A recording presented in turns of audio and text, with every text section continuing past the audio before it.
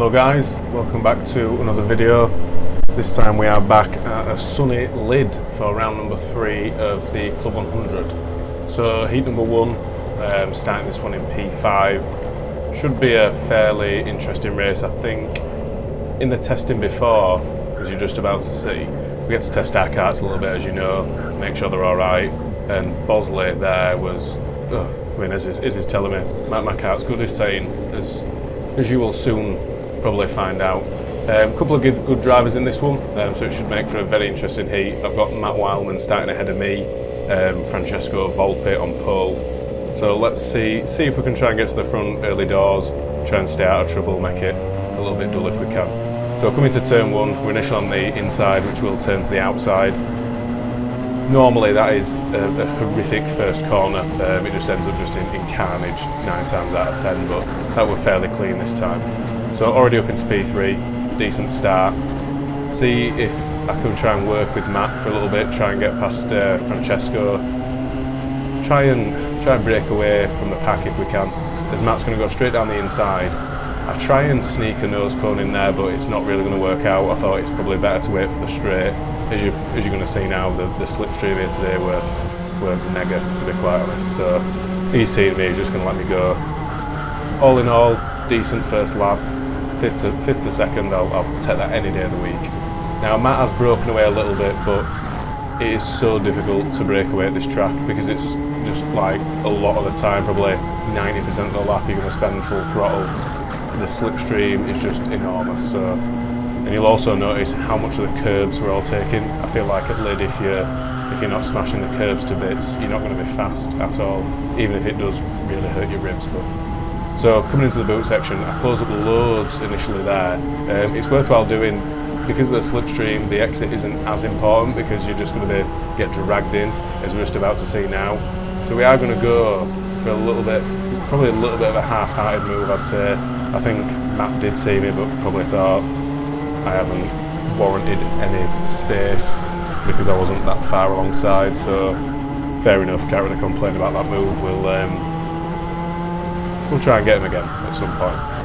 Now, what you can't see on this is that there's a few faster drivers behind as well, closing us up quite quickly. I think there were a few decent karts floating around this weekend.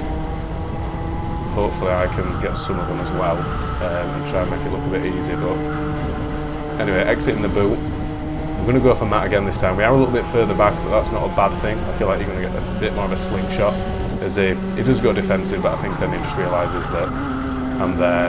Try and hopefully he can work with me now and we can just try and break away if possible, because like I said, there is some guys catching us quite quickly. So fast forward to lap number 6, as you've probably just seen, I'm going defensive into the boot. Unfortunately, me and Matt couldn't work together to pull away. Not that we didn't try, we did try, we just wasn't fast enough. What I mentioned before the start of the race was Steve Bosley's rocket ship of a car, as you've just seen Alex Pritchard there peeking out. Steve Bosley's rocket ship of a car is now right on my tail, and I'm starting to build somewhat of a trolley train. I think at this point it's me, followed by Bosley, Pritchard and Bolton, who all came from like reasonably far back. I think Pritchard started his heat in 9th and he's already 3rd, so it just shows the progress that he's made there.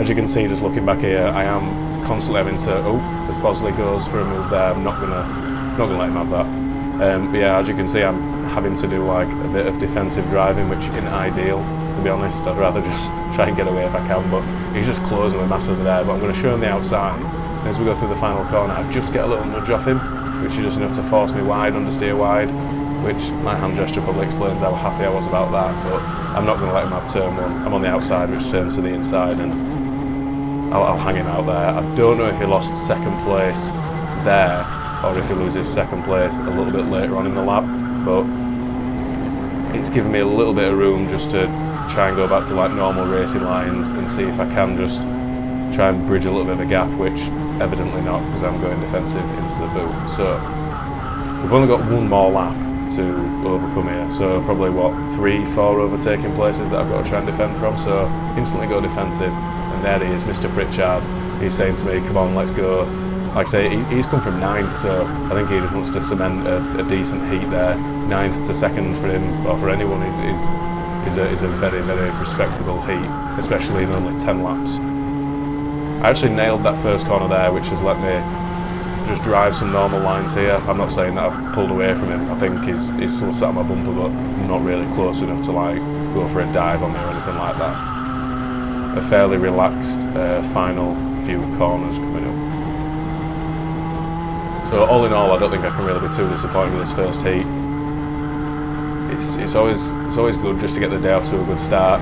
It was a bit of a stressful first heat though, you know, defending for like 4 or 5 laps. It's never how I like to do it, but at the same time that's racing and it's going to happen sometimes. So all in all, can't be too disappointed. I think I were only like 2/10 off the fastest lap, and I didn't really get a lap with slipstream, so maybe that's where that 2/10 was. Not too sure, but there you go. Richard's buzzing with that one, so he should be.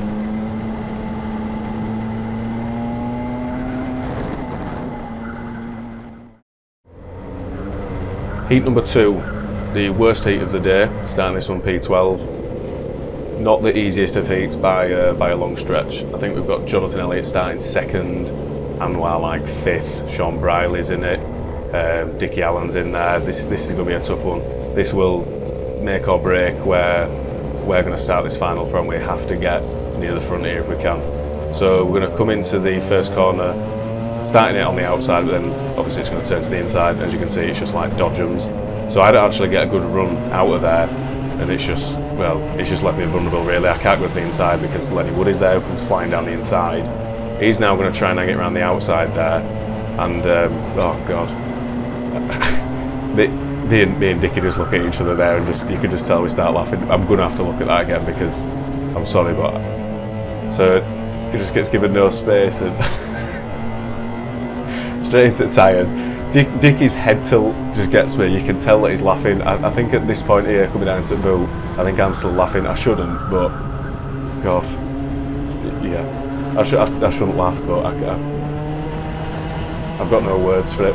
Anyway, it's not been the best of first laps here. We need to get past this guy here. He's not going to give us much space, so we have to be late on the brakes. But we get it done. So the first lap we've actually only made 2 places, which isn't good. I mean, it's better than losing 2 places, but even still, we're only in 10th. We don't have any laps to go by here. Now, as we come down into the second chicane, it's a yellow flag, which isn't ideal. Normally you'd use it to like tee yourself up to try and get down the inside into this hairpin, but that's not really an option. Now I've got Tim Williams ahead of me. He looks quite racy, so I think I'm happy to work with him, as everybody just goes past this guy apart from me.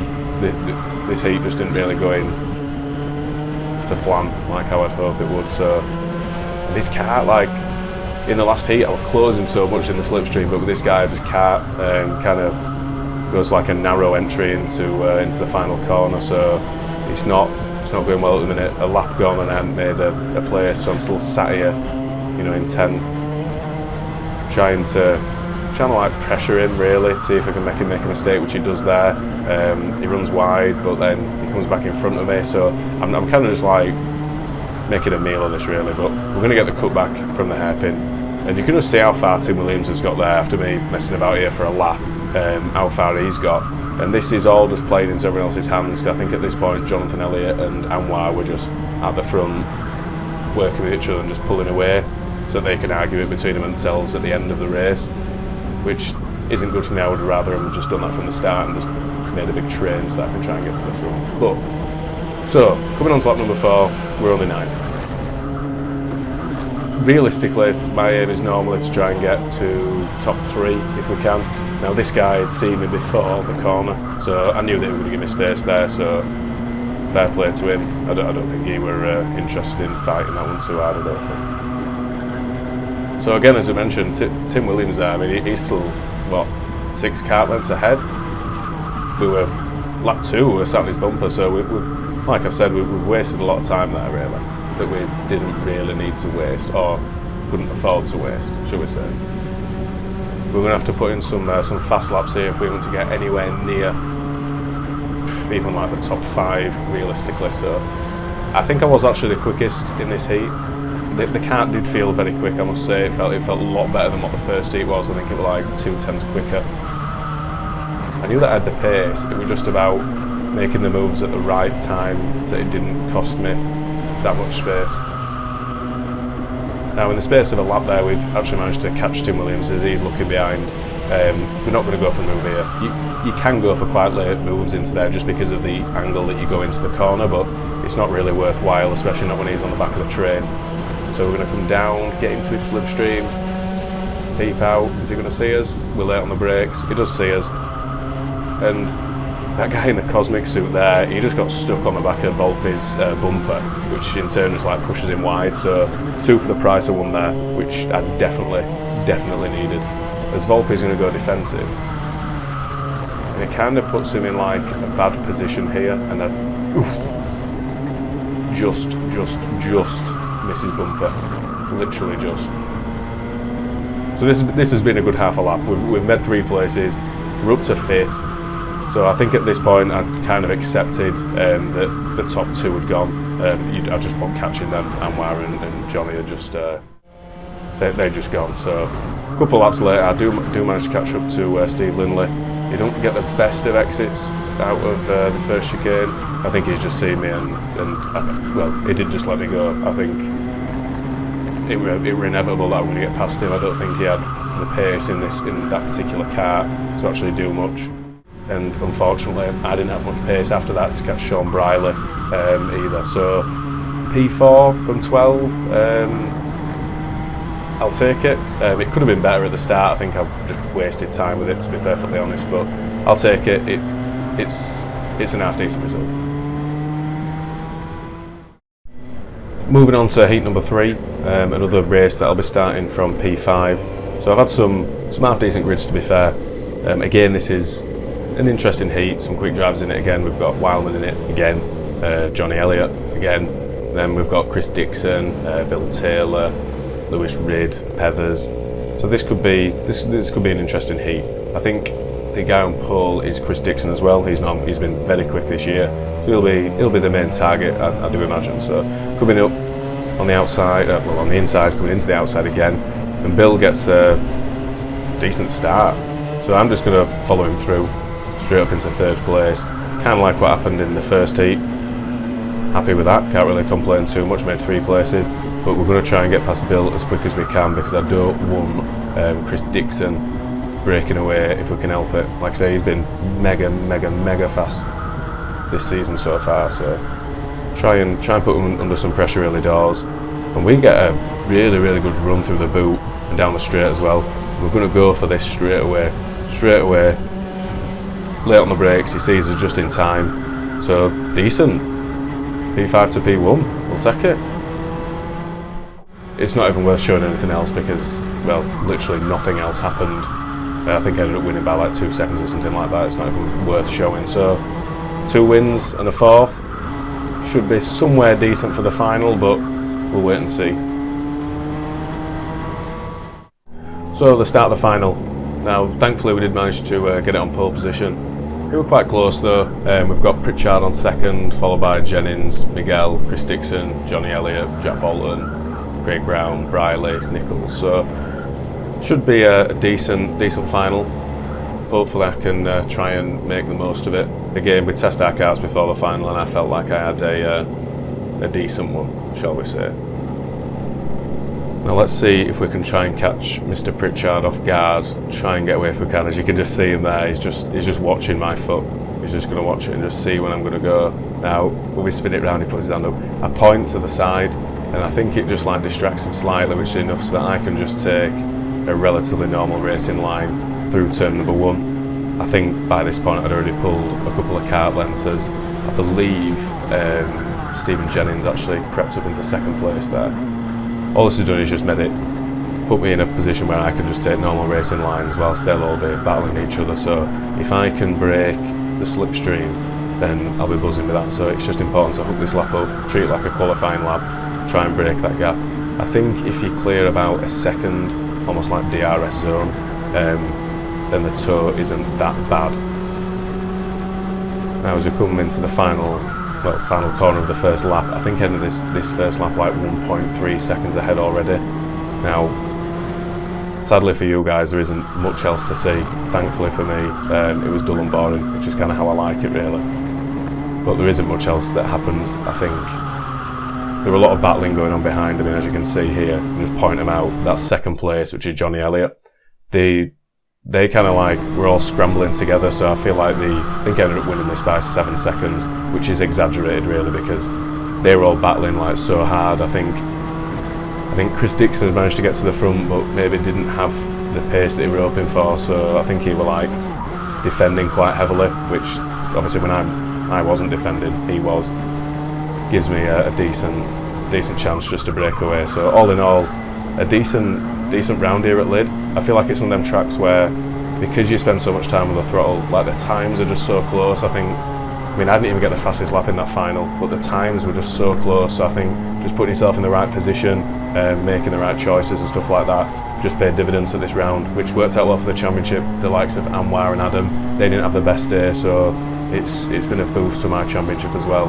So we're going to come into Bookmore as the next round. I'll get that video up shortly. As always, give it a like, give it a subscribe.